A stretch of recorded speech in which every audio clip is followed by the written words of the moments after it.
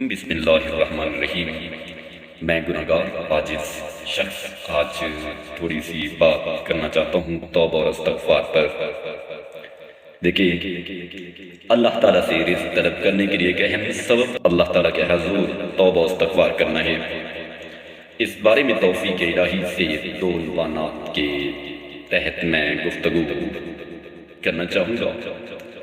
سب سے پہلے حقیقت کیا ہے توبہ اور استغفار کی، دوسری چیز کیا ہے کہ استغفار و توبہ کے رزق کا سبب ہونے کے 4 دلائل ہیں، وہ بھی میں یہاں پر وضاحت سے بیان کروں گا۔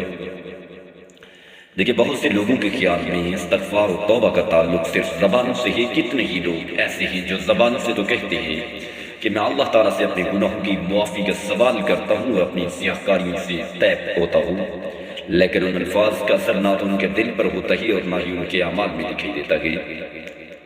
تو ایک علامہ صاحب فرماتے ہیں کہ شریعت میں توبہ کا مطلب گناہ کو اس کی کباہت کی وجہ سے چھوڑنا، اپنی غلطی پر نادم ہونا ہے اور آئندہ نہ کرنے کا عزم کرنا ہے۔ جن اعمال کی تلافی ان کے دوبارہ ادا کرنے سے ہو سکے ان کے لیے بے قدر استطاعت کوشش کرنا ہے، اور جب یہ چاروں باتیں جمع ہو جائیں تو توبہ کی شرح پوری ہوگی۔ استغفار قول و فعل دونوں سے گناہوں کی معافی طلب کرنے کا نام ہے۔ اللہ تعالیٰ کے ارشاد گرامی ہے، تم اپنے رب سے گناہوں کی معافی طلب کرو، وہ گناہوں کو بہت زیادہ معاف کرنے والے ہیں۔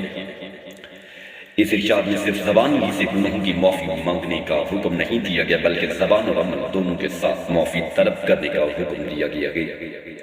عمل کے بغیر فقط زبان سے گناہوں کی معافی کا سوال کرنا بہت بڑے جھوٹوں کا شیوا ہے۔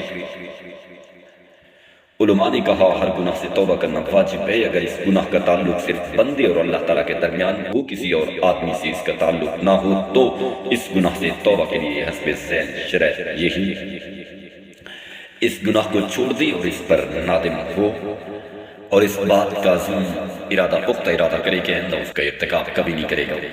اگر ان 3 شرائط میں سے کوئی ایک شرط بھی مفقود ہوگی تو اس کی توبہ درست نہیں، اور اگر گناہ کا تعلق کسی بندے سے ہو تو اس گناہ سے توبہ کے لیے 4 شرائط ہیں، 3 صاف کا شرط اور چوتھی شرط یہ کہ حقدار کو حق ادا کر دے۔ اگر اس کا حق مال کی صورت میں ہے تو یہ مال واپس کرے۔ اگر اس پر ایسا الزام تراشا کہ جس کی سزا حد قذف ہو تو حق والے کو موقع فراہم کرے کہ وہ اس پر حد قائم کرے یا اس سے عفو درگزر کی درخواست کرے، اور اگر اس نے اس کی غیبت کی ہو تو اس سے اس کی معافی طلب کرے۔